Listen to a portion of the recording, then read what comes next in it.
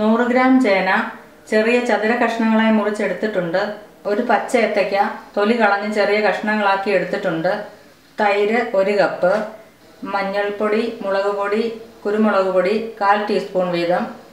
പിന്നെ അരയ്ക്കാൻ വേണ്ടിയിട്ട് തേങ്ങ ചിരകിയത് 1/2 കപ്പ്, 1/2 ടീസ്പൂൺ ജീരകം, 1 പച്ചമുളക്. താളിക്കാൻ വേണ്ടിയിട്ട് ഉലുവ 1/4 ടീസ്പൂൺ, കടുക് 1 ടീസ്പൂൺ, 2-3 വറ്റൽമുളക്, കുറച്ച് കറിവേപ്പില.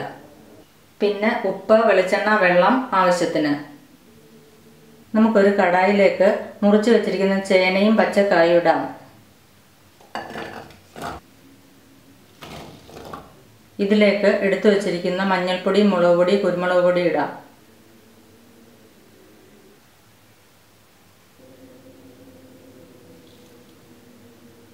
ഇത് വേകാൻ വേണ്ടിയിട്ട് നമുക്കിതിലേക്ക് 1.5 കപ്പ് വെള്ളം ഒഴിക്കാം.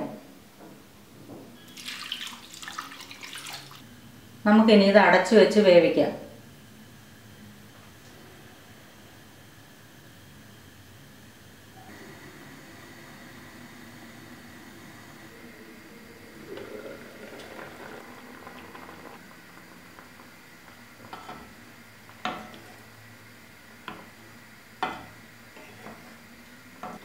ചേനയും കായും ഒക്കെ വെന്തിട്ടുണ്ട്. ഇതിലേക്ക് ഇനി ആവശ്യത്തിനുള്ള ഉപ്പ് ചേർക്കാം.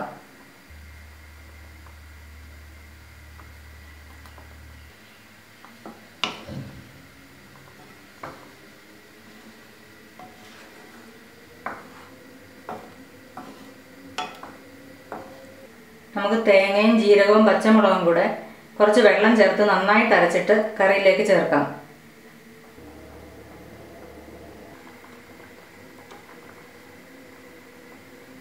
ഉപ്പ് ചേർത്തിട്ടുണ്ട്. നന്നായിട്ട് ഇളക്കാം.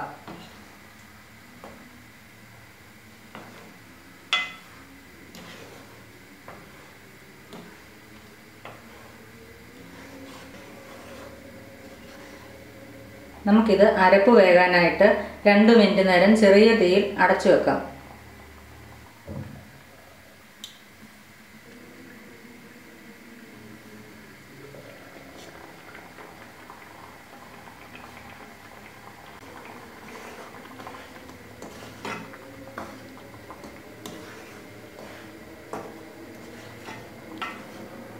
അരപ്പ് വെന്തിട്ടുണ്ട്.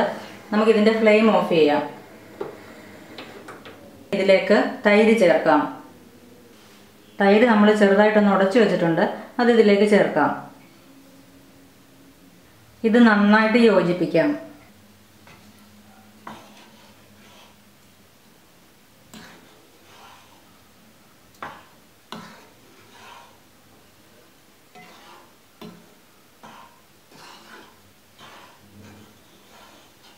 നമുക്കിനി ഇത് താളിച്ചിടാം.